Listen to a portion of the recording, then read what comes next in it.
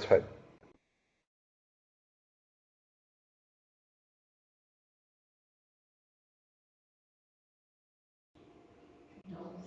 Yeah, when I was a kid, I think, yeah, yeah, it was green. That 6 months of the same green pyramids. Now I do 6 months of the same red pyramids, but. I thought it was 4 months, but 6? Till Advent, yeah, yeah. Unless you guys did something with at the end of the summer, that you might have done something with. We'll do the little month of November as a season. So sometimes October, November, season of the saints or something. Yeah. Yeah. It was a change in here somewhere. Yeah, yeah, somewhere in there. Yeah, because you can only take green so long. So we're making those transitions and changes, and I talked with Gwen ahead of time a little bit that I'm going to introduce the images that we'll have with us for this first part of the Pentecost season, and just so we can kind of see them. Not all of them, but at least some of them. And I'll just tell a little bit of stories about them, if that's okay. And so, am I being recorded now? Cool, okay. So Gwen, can you pop to slide 60? It is the same as this one, but if you can go to slide 60. A little backstory that's kind of fun. The artist, Astra, Nikolai Astra, was the son of, as he put it, very rigid Lutheran pastor, Norwegian Lutheran pastor. And this would have been the era of Norwegian Lutheran pastors in which pietism, if that word means anything to any of you, was very big in Norway. And very clear definitions of things you could do and couldn't do. And his father was one of those. There were many things. And these bonfires, the tradition of the bonfires in Norway, go way, way, way back, pre-Christianization era, to the Vikings. And on Midsummer Fest, and I've always kind of loved it, it was called Midsummer. Midsummer is on the summer solstice, so June 20-something. And they would have these bonfires lighting the valley. And he and his sister wanted to go to the neighborhood bonfire, and his father said, no, that's pagan. We don't do that. And so he and his sister would just watch. But when he became an artist, that's one of his key things that he would paint pictures of. The crossover for us, for this season after Pentecost, is, of course, fire, And how many fires do you see here?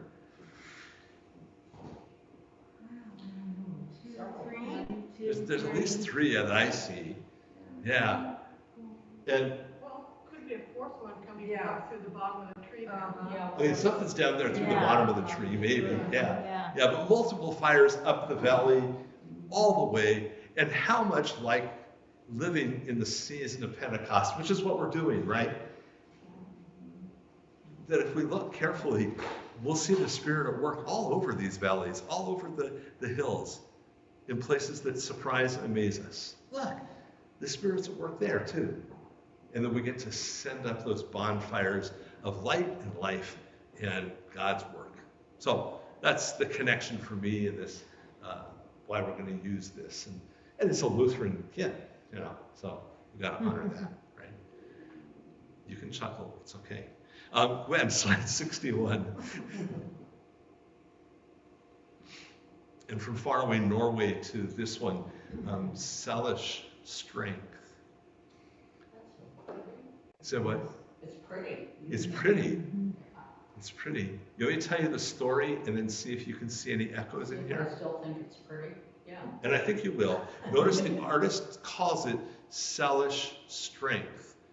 It's from the Selish Sea, of course.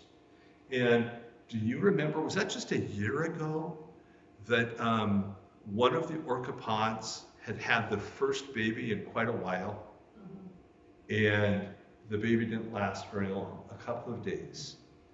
And the remarkable part of the story was that that orca mother carried the baby on her back for 17 days. And as the artist noted, that was just a tragic story.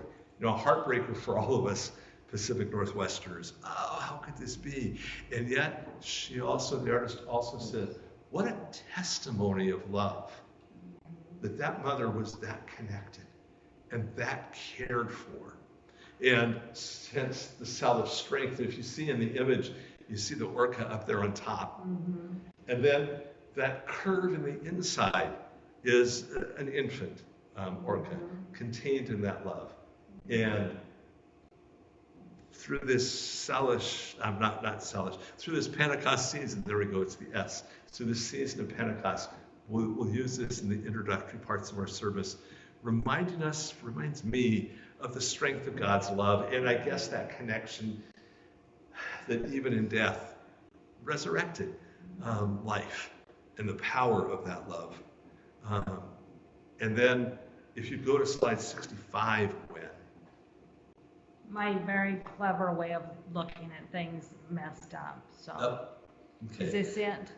That's it. That's great. That's I great. want to call that abuelita.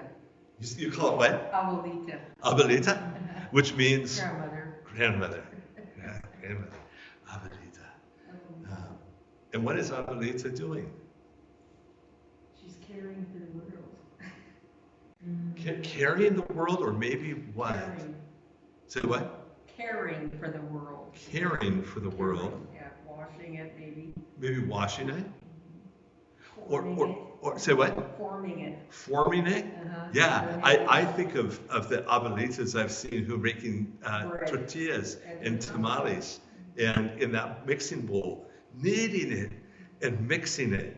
And this struck me, and you'll see it come up on the third article of the Creed. And I believe in the Holy Spirit, the Holy Christian Church, the communion of saints, all those ways that the Spirit is kneading us. And sometimes that isn't comfortable to be Kneading, as opposed to Neding. Kneading us. Yeah, letting us rise, working that life. Yeah. Yeast. Yeah, some yeast at work. Is that the leaven? Is that kneading like the yeast? Is that from leavening, the title of the picture? Leban. That could be. Pull it up, unfortunately. That could be. I like that. Yeah. And that level where it's rising, and yeah. I just love this hands-on image of the Spirit. Yeah. And leavening, rising, working. And then when slide 66, and we'll have these all through this season, but I wanted to give you some heads up of why they're in there. And this one will precede our time of prayer, the prayer of the church. And Denise, because you have experienced this and seen this, what's happening here? Well, it's just such an amazing thing that happens annually in Puget Sound and has for hundreds of years. Thousands. Where Native American tribes gather together and celebrate. And so they come in from all over the place in their canoes, and they have this big celebration of arrival and welcome, and then they have activities and so on after that. But, yeah. And what are they doing with the paddles that have brought them here? I believe those are saying hello. Hello, and we come in peace. Yeah, we're open, we're vulnerable. We're just coasting in. If you make us welcome. If not, then we'll go. And obviously, Arrived is the name. And this is actually from Canoe Journey 2018 at Snoqualmie. Not Snoqualmie, without the L. My mouth has a hard time saying it without the L. Yeah. Arrived. Come in peace. Welcome. And the geese are arriving. They're holding their paddles up or something. And slide 68, Gwen. And this, and that one's good too, but slide 68. I think this is 68, is that right? Nope, I'm not Joseph's seeing brother. Go back to that one right there. That one right there. You remember the story of Joseph and his brothers? Joseph, Technicolor dream coat and thrown in the pit, and then goes to Egypt, saves Egypt. His brothers come, the same brothers that tossed him in the pit.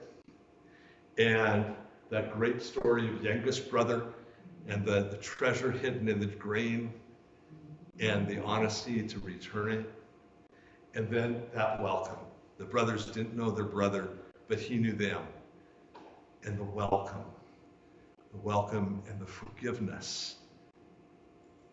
And that is so much of what this Pentecost season is about, right?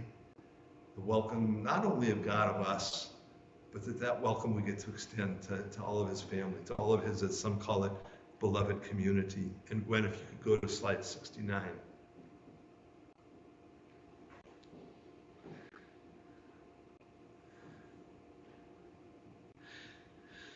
Yes. The seven sisters reference in the title is to the constellation, the seven sisters. And for my use liturgically, well, in my worship folder, it worked better this way.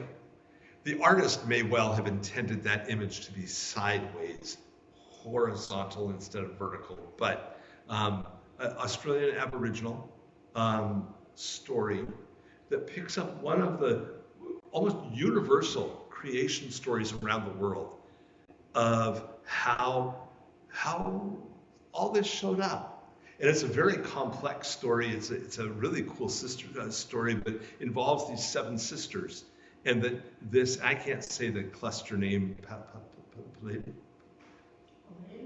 There you go. Good job. I can't say it again. You said it well. And that constellation, there's often a big meteor shower about that time of year that happens. And it comes up low on the horizon. And it looks like it's being chased.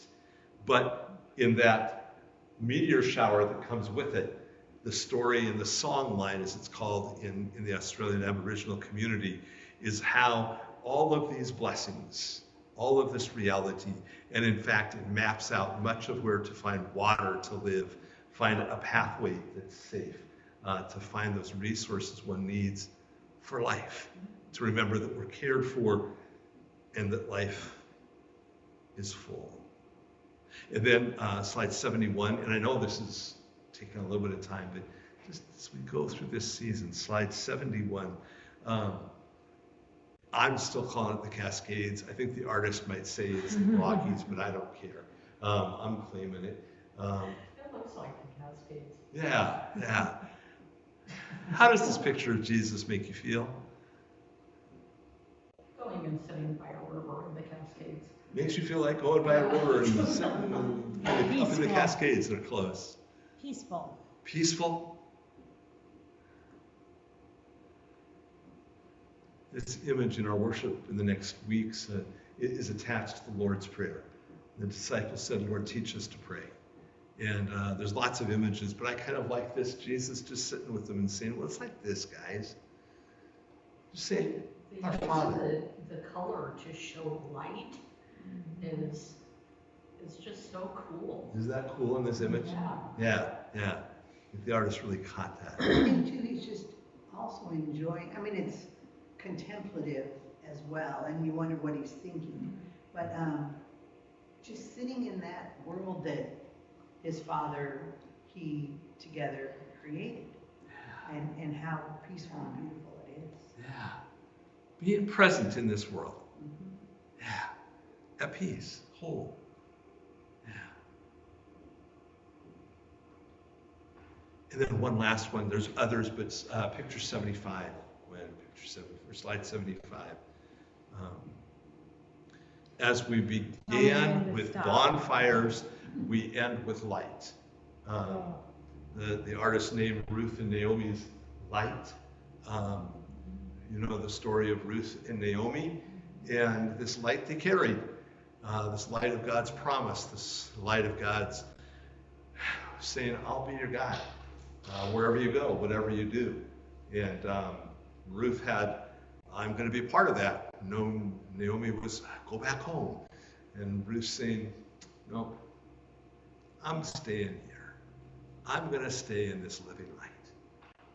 And as those bonfires spread light up and down the valley, we hold those lamps of light and share God's light through this Pentecost season. So thank you for letting me ramble through these images that we're going to be seeing today and in the days ahead in our worship service. Any quick reflections or thoughts? I just wanted to give us time to touch on those. All right. In your